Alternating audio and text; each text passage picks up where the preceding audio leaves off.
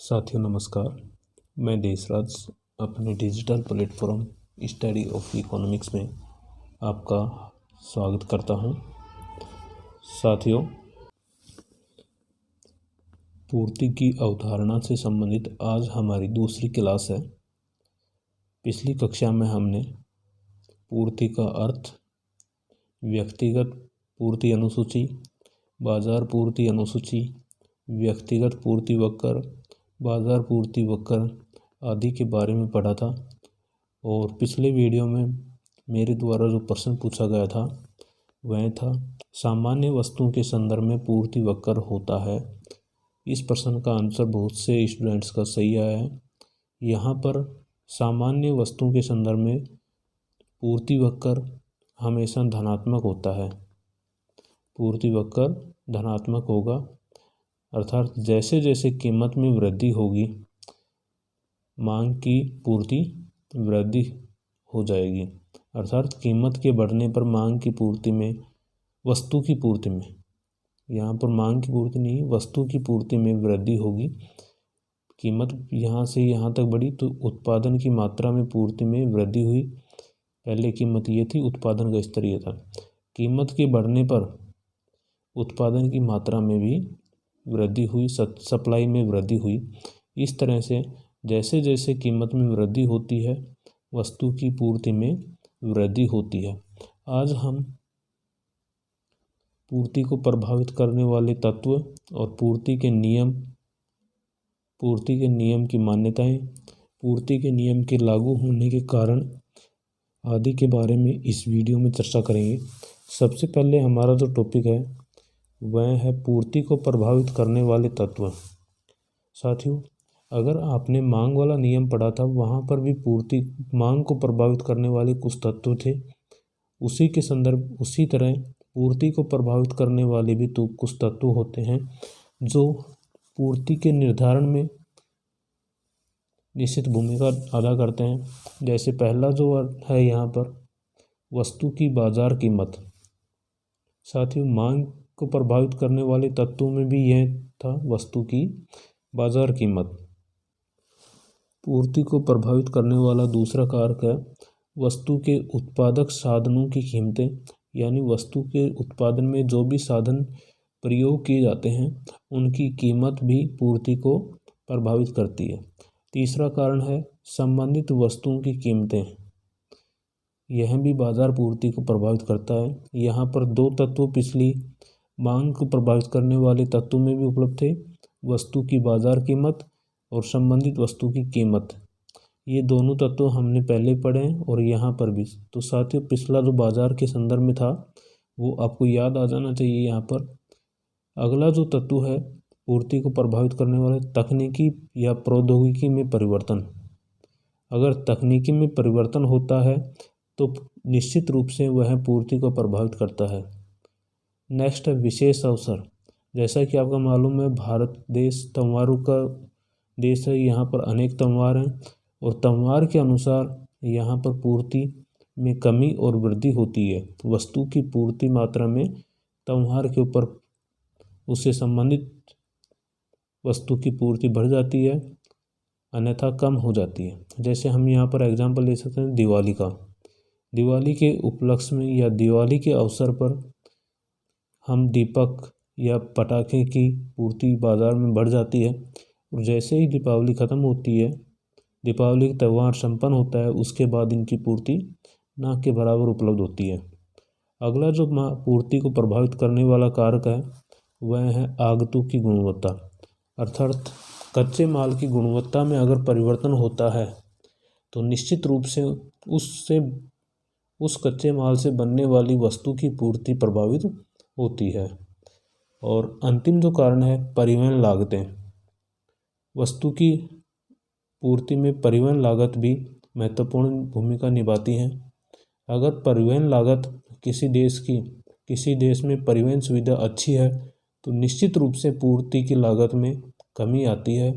परिवहन की सुविधा अगर खराब होती है तो पूर्ति की लागत में ज़्यादा वृद्धि होगी, समय में भी वृद्धि हो सकती है। अगर परिवहन के साधन अच्छे हैं तो पूर्ति अतिशीघ्र कम समय में की जा सकती है वस्तुओं की। इस तरह से पूर्ति को निर्धारित या प्रभावित करने वाले 7 कारक हैं, जिसमें से हमने 2 कारक मांग को प्रभावित करने वाले तत्व में भी पढ़े थे, वस्तु की बाजार कीमत और संबंधित वस्तुओं की कीमतें।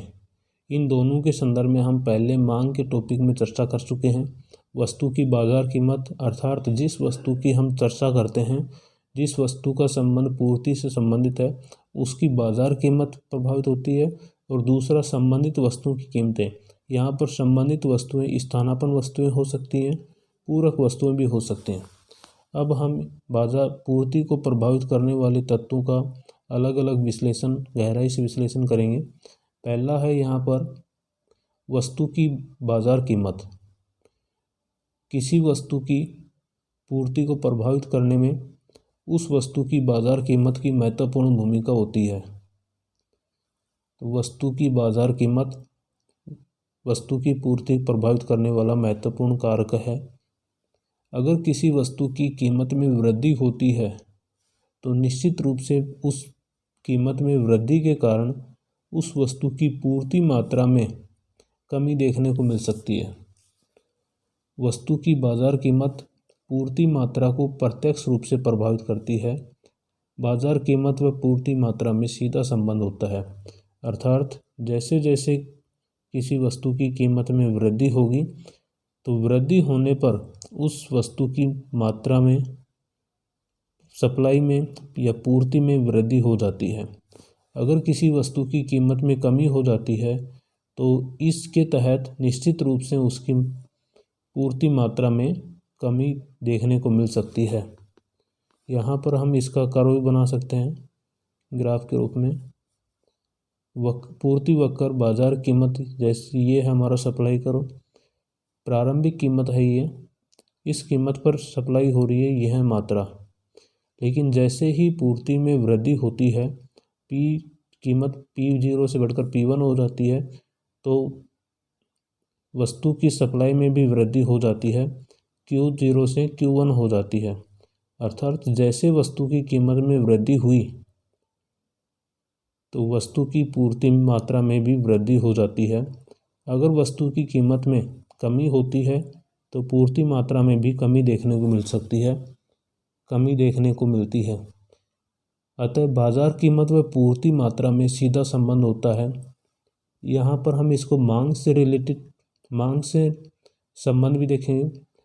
पूर्ति में बाजार कीमत व पूर्ति मात्रा में सीधा संबंध होता है, अर्थात कीमत में कमी होने पर पूर्ति मात्रा में कमी, कीमत में वृद्धि होने पर वस्तु की पूर्ति मात्रा में वृद्धि होती है। अतः इनके मध्य सीधा संबंध है। जबकि मांग में वस्तु की कीमत में कमी होने पर वस्तु की मांग मात्रा में वृद्धि होती है और कीमत में वृद्धि होने पर मांग मात्रा में कमी होती है। इस तरह से मांग और वस्तु की कीमत में विपरीत संबंध है। कीमत और पूर्ति मात्रा में सीधा संबंध पाया जाता है। पूर्ति को प्रभावित करने वाला दूसरा कारक है वस्तु के उत्पादक साधनों की कीमतें। उत्पादन में जो भी साधन प्रयोग किए जा रहे हैं किसी वस्तु में, उनकी कीमतें भी पूर्ति को प्रभावित करती हैं। यदि वस्तु के उत्पादन साधन की कीमत में वृद्धि होती है, साधन की कीमत में वृद्धि होती है, इसके परिणाम स्वरूप उत्पादन लागत में भी वृद्धि होगी। साधन की कीमत में वृद्धि होगी तो उत्पादन लागत में वृद्धि होगी। उत्पादन लागत में वृद्धि होने पर निश्चित रूप से उत्पादन की पूर्ति में या उत्पादन में कमी आएगी। उत्पादन में जब कमी होगी तो उसके परिणाम स्वरूप पूर्ति मात्रा में भी कमी देखने को मिलेगी। अतः साधन की कीमत और पूर्ति मात्रा में विपरीत संबंध को दर्शाता है। अगर साधन की कीमत में कमी होती है तो उत्पादन की लागत में भी कमी आती है।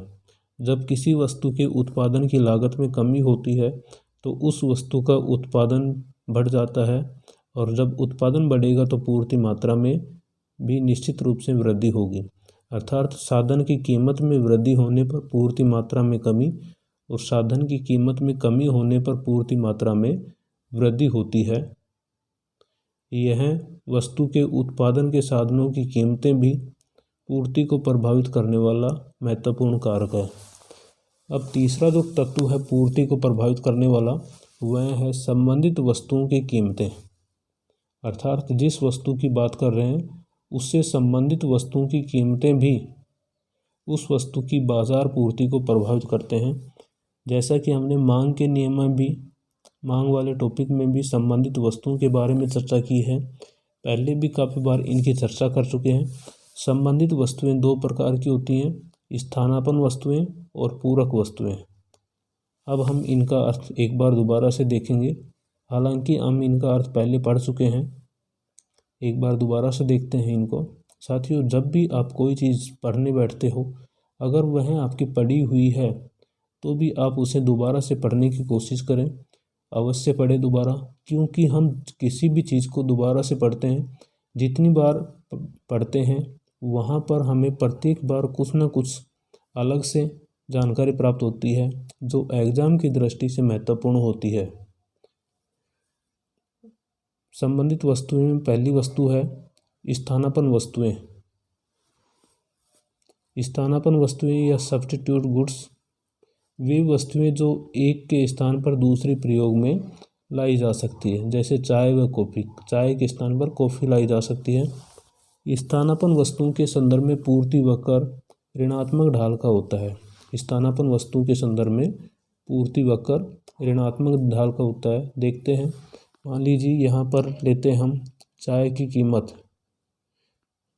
कीमत, तो यहाँ पर लेंगे हम कॉफ़ी की मात्रा, क्वांटिटी ऑफ कॉफ़ी। अगर चाय की कीमत में वृद्धि होती है, पहले चाय की कीमत ये थी, अगर चाय की कीमत में वृद्धि होती है तो निश्चित रूप से कॉफ़ी की सप्लाई में कमी आएगी, क्योंकि एक उत्पादनकर्ता उत्पादन के साधनों को कॉफ़ी के उत्पादन की बजाय चाय के उत्पादन में लगा देगा, क्योंकि वह हमेशा अधिकतम लाभ प्राप्त करना चाहता है। ऐसी स्थिति में जब कीमत में वृद्धि होगी तो स्थानापन्न वस्तुओं की पूर्ति में कमी आती है, अर्थात चाय की कीमत में वृद्धि होने पर कॉफ़ी के उत्पादन में कमी आएगी। इस तरह से स्थानापन्न वस्तुओं का जो मांग पूर्ति वक्र है ऋणात्मक होता है। हमने यहाँ पर स्थानापन्न वस्तुओं का मांग वक्र पढ़ा था पहले, तो स्थानापन्न वस्तुओं का मांग वक्र धनात्मक होता है, लेकिन स्थानापन्न वस्तुओं का पूर्ति वक्र ऋणात्मक होता है। यहाँ पर हम कन्फ्यूज़न होते हैं, तो इसको अच्छे से क्लियर करना है। स्थानापन्न वस्तुओं का पूर्ति वक्र ऋणात्मक होता है, जबकि स्थानापन्न वस्तुओं का मांग वक्र धनात्मक ढाल का होता है। स्थानापन्न वस्तुओं में एक वस्तु की कीमत बढ़ने पर दूसरी वस्तु की पूर्ति मात्रा घट जाती है, और इसके विपरीत भी होता है। जब एक वस्तु की कीमत घटती है तो दूसरी वस्तु की पूर्ति मात्रा बढ़ जाती है। नेक्स्ट हमारा संबंधित वस्तु में दूसरी प्रकार की वस्तु है पूरक वस्तुएं। पूरक वस्तुएं वे वस्तुएं जिनका एक साथ प्रयोग किया जाता है, जैसे कार व पेट्रोल। पूरक वस्तुओं के संदर्भ में पूर्ति वक्र धनात्मक होता है, जबकि स्थानापन्न वस्तुओं के संदर्भ में पूर्ति वक्र ऋणात्मक होता है। अब इसको देखेंगे पूरक वस्तुओं के संदर्भ में पूर्ति वक्र धनात्मक कैसे होता है। यह है हमारा पूरक वस्तु के संदर्भ में। मान लीजिए कार की कीमत, पहले कार की कीमत इतनी है P0, कार की कीमत P0 है, तो इससे की पूरक वस्तु पेट्रोल की उत्पादन मात्रा यह है। जब यदि कार की कीमत में वृद्धि होती है, कार की कीमत में वृद्धि होगी तो एक उत्पादन इकाई उसकी पूरक वस्तु की मात्रा में भी वृद्धि कर देती है, उत्पादन में वृद्धि कर देती है। अर्थात कार की कीमत में वृद्धि होने पर पूरक वस्तु की पूर्ति मात्रा में भी वृद्धि होती है। अतः इनके मध्य सप्लाई कर्व पूरक वस्तुओं का पूर्ति वक्र धनात्मक ढाल का होता है। पूरक वस्तु में एक वस्तु की कीमत बढ़ने पर दूसरी वस्तु की पूर्ति मात्रा बढ़ जाती है।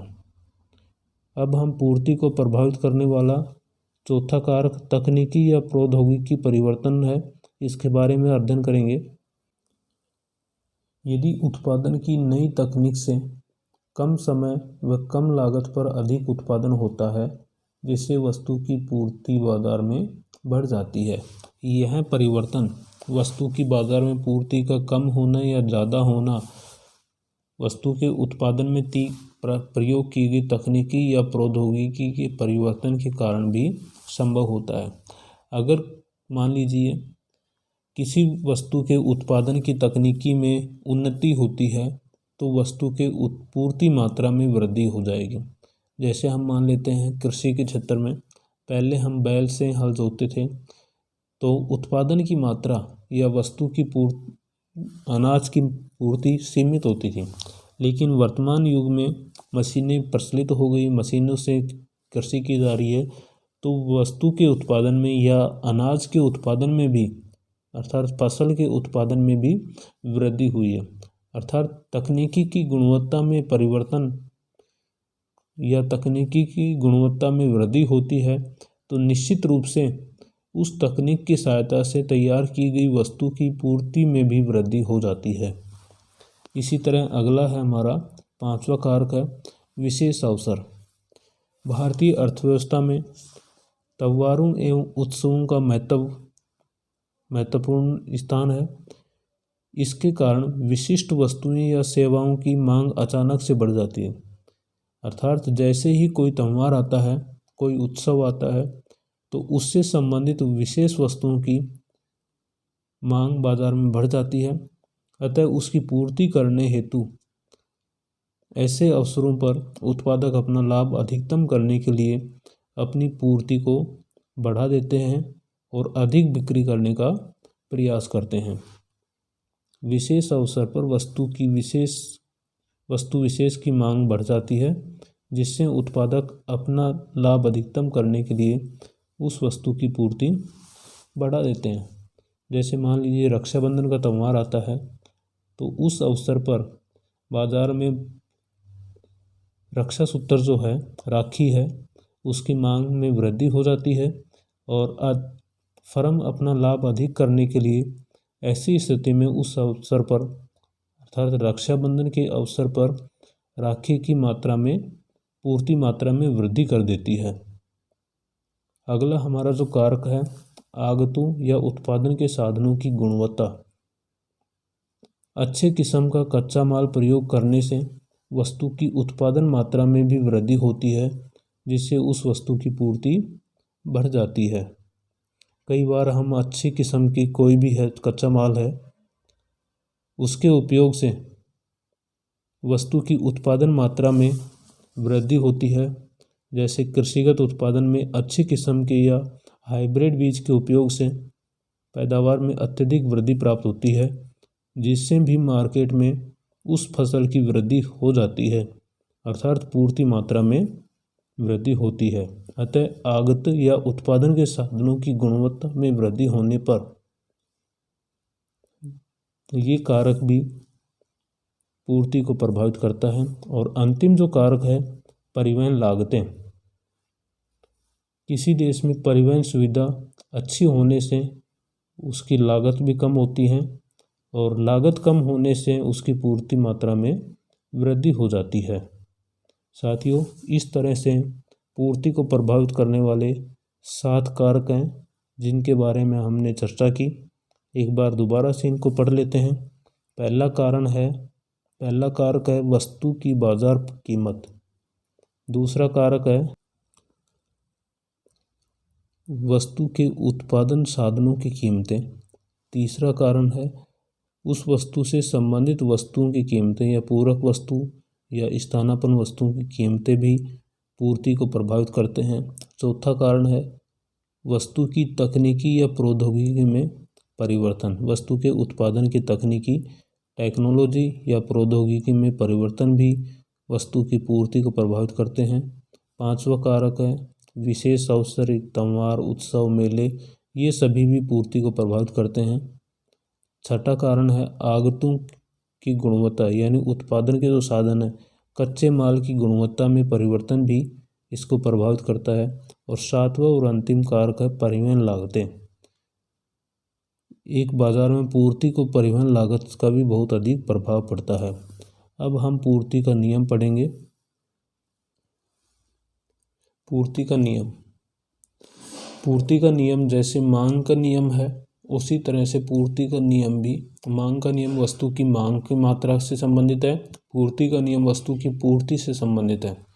अन्य बातें समान रहने पर, वस्तु की कीमत बढ़ने पर उसकी पूर्ति बढ़ जाती है, वह कीमत घटने पर पूर्ति घट जाती है। इसे पूर्ति नियम कहते हैं। हमने देखा था मांग के नियम में भी एक शब्द यूज किया गया था, अन्य बातें समान रहने पर। यहाँ पर अन्य बातें समान रहने पर अन्य बातें कौन कौन सी हैं? अभी हमने पूर्ति को प्रभावित करने वाले तत्व पढ़े थे, जिसमें हमने 7 कारण या 7 तत्व पढ़े हैं जो पूर्ति को प्रभावित करते हैं। उन सभी तत्वों में पहला जो कारण था वस्तु की कीमत, उसको छोड़कर बाकी जो 6 कारण हैं जो पूर्ति को प्रभावित करते हैं, वे सभी कारक स्थिर माने जाते हैं। अर्थात अन्य बातें समान रहने पर अन्य जो बातें हैं उसमें पूर्ति को प्रभावित करने वाले बाजार कीमत को छोड़कर सभी 6 कारक सम्मिलित किए जाते हैं। अतः अन्य बातें कौन कौन सी होंगी? उत्पादक साधनों कीमतें, संबंधित वस्तु की कीमत, तकनीकी विशेष अवसर, आगतों की गुणवत्ता, परिवहन लागत। ये सभी अन्य बातें हैं। इनको हम स्थिर मानते हैं और इनको स्थिर मानने पर किसी वस्तु की कीमत के बढ़ने पर अगर कीमत में वृद्धि होती है तो उसके फलस्वरूप उस वस्तु की पूर्ति बढ़ जाती है, और अगर कीमत में कमी होती है तो उस वस्तु की सप्लाई में भी, पूर्ति में भी कमी होती है। अर्थात इनमें धनात्मक और सीधा संबंध होता है। इसे पूर्ति नियम कहते हैं। वस्तु की पूर्ति मात्रा उसकी कीमत पर निर्भर करती है। यहाँ पर पूर्ति फलन है Px, पूर्ति फलन है x, वस्तु की पूर्ति फलन होगी Px, अर्थात उस वस्तु की कीमत के ऊपर निर्भर करती है। यहाँ पर उस वस्तु की कीमत जो है वह स्वतंत्र चर है और वस्तु की पूर्ति आश्रित चर है। अर्थात किसी वस्तु की पूर्ति उस वस्तु की कीमत का फलन होती है। यहाँ पर f फलनात्मक संबंध को दर्शा रहा है। पूर्ति का नियम यह बताता है कि वस्तु की कीमत व पूर्ति समान दिशा की ओर गतिशील होते हैं, इसीलिए इसका संबंध धनात्मक होता है। वस्तु की कीमत व पूर्ति में प्रत्यक्ष व धनात्मक संबंध होता है। अर्थात कीमत में वृद्धि होने पर वस्तु की पूर्ति मात्रा में भी वृद्धि होती है। वस्तु की कीमत बढ़ती है तो उस वस्तु की पूर्ति मात्रा बढ़ती है, और कीमत घटती है तो उस वस्तु की पूर्ति मात्रा घटती है। इस तरह से यह पूर्ति का नियम है। इकोनॉमिक्स में जो भी नियम है, सभी नियम के लिए कुछ मान्यताएं होती हैं। यहाँ पर हमने पूर्ति से संबंधित कुछ मान्यताएं हैं जो एग्जाम के दृष्टिकोण से महत्वपूर्ण है। पहली मान्यता है वस्तु विशेष के उत्पादन साधन की पूर्ति और कीमतें स्थिर रहें। अर्थात जिस वस्तु का हम उत्पादन कर रहे हैं उसके साधनों की पूर्ति और कीमत क्या होती है, स्थिर मानी गई है। सेकंड मान्यता है वस्तु विशेष के उत्पादन की तकनीक स्थिर रहे, अर्थात तकनीक में कोई परिवर्तन न हो। वस्तु विशेष के प्रति विक्रेता एवं क्रेता की रुचि में कोई परिवर्तन ना हो, अर्थात इस दौरान वस्तु विशेष के प्रति विक्रेता और क्रेता की रुचि में कोई परिवर्तन न हो, अर्थात रुचि स्थिर रहनी चाहिए। वस्तु विशेष की पूर्ति विभाज्य हो, अर्थात पूर्ति का विभाजन करने योग्य हो। संबंधित वस्तु की कीमतें स्थिर रहें, उससे संबंधित जो भी वस्तुएं हैं उनकी कीमत में कोई परिवर्तन ना हो। जैसे मान लीजिए किसी वस्तु का उत्पादन कर रहे हैं तो उससे संबंधित वस्तुएं या फिर उसका कच्चा माल, उसकी कीमत में कोई परिवर्तन नहीं होना चाहिए। यह पूर्ति की मान्यता में शामिल किया जाता है। अगली मान्यता है सरकार द्वारा उस वस्तु के ऊपर कर या अनुदान में जो भी होता है उसमें कोई परिवर्तन न हो। अगर सरकार उस वस्तु की पूर्ति के दौरान कर में वृद्धि कर देती है तो निश्चित रूप से यह उस वस्तु की पूर्ति को प्रभावित करेगा, और अगर किसी प्रकार की सब्सिडी भी प्रदान करती है तो निश्चित रूप से वह सब्सिडी उस वस्तु की पूर्ति को प्रभावित करती है। अतः सरकार के द्वारा आरोपित यानी जो भी कर होते हैं और अनुदान छूट होते हैं, सब्सिडी होते हैं, उनमें कोई परिवर्तन न हो, यह इसकी मान्यता है। अगली मान्यता है कृषिगत पदार्थों की पूर्ति हेतु मौसम व जलवायु की दशाएं में स्थिर रहें, अर्थात मौसम जलवायु में कोई परिवर्तन नहीं होना चाहिए। अब हमारा जो लास्ट पॉइंट है इसमें, पूर्ति के नियम की क्रियाशीलता या लागू होने के क्या कारण है, किन कारणों की वजह से पूर्ति का नियम क्रियाशील होता है, लागू होता है।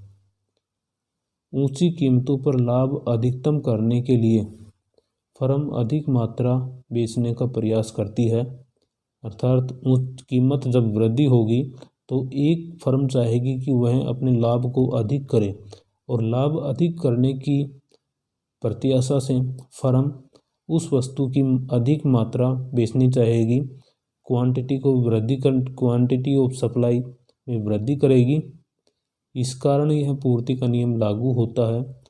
सेकंड है ऊंची बाजार कीमतें पर नए उत्पादक बाजार में आगमन।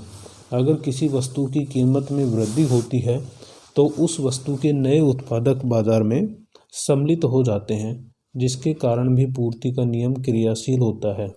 और अंतिम जो कारण है, दीर्घकाल में उत्पादन के साधन पूर्ति परिवर्तनशील होते हैं, अर्थात दीर्घकाल में वस्तु के उत्पादन के जो भी साधन हैं उनकी पूर्ति परिवर्तनशील होती है, अर्थात हम अपनी आवश्यकता के अनुसार उनमें परिवर्तन कर सकते हैं, अतः पूर्ति को बढ़ाना आसान होता है। ये सभी कारण पूर्ति के नियम की क्रियाशीलता या लागू होने के कारण हैं। साथियों, इस तरह से हमने आज की इस वीडियो में पूर्ति के नियम के बारे में पढ़ा, पूर्ति को प्रभावित करने वाले तत्व, पूर्ति की मान्यताएं और पूर्ति के नियम को लागू होने के कारण के बारे में चर्चा की। अगली कक्षा में हम पूर्ति वक्र में परिवर्तन, पूर्ति वक्र शिफ्ट होना, जैसे मांग वक्र में परिवर्तन, मांग का संकुचन, मांग का विस्तार पढ़ा था, मांग में वृद्धि, मांग में कमी। इसी तरह पूर्ति का विस्तार, पूर्ति का संकुचन, पूर्ति में वृद्धि, पूर्ति मात्रा में कमी, ये सभी बातें हम अगले वीडियो में या अगली कक्षा में पढ़ेंगे। साथियों, आशा करता हूँ मेरे द्वारा जो भी आपको बताया जा रहा है वह आपको आसानी से समझ में आ रहा होगा, और मैं उम्मीद करता हूँ कि ये सब आप अपनी नोटबुक में नोट भी कर चुके होंगे। अभी तक आपको जो भी सामग्री उपलब्ध करवाई है, अगर आपने अभी तक इनको अपनी नोटबुक में नोट नहीं किया है तो जल्दी से इनको नोट कर लीजिए, ताकि परीक्षा के दौरान आपको इनके रिवीजन में किसी प्रकार की कोई समस्या उत्पन्न न हो। साथियों, आज का प्रश्न है, निम्नलिखित में से कौन सा कारक पूर्ति वक्र में परिवर्तन के लिए उत्तरदायी होता है? कच्चे माल की कीमत, प्रौद्योगिकी में परिवर्तन, उस वस्तु की पूर्ति के संदर्भ में विशेष अवसर, उपरोक्त सभी। इस प्रश्न का आंसर आपको कमेंट बॉक्स में देना है। धन्यवाद।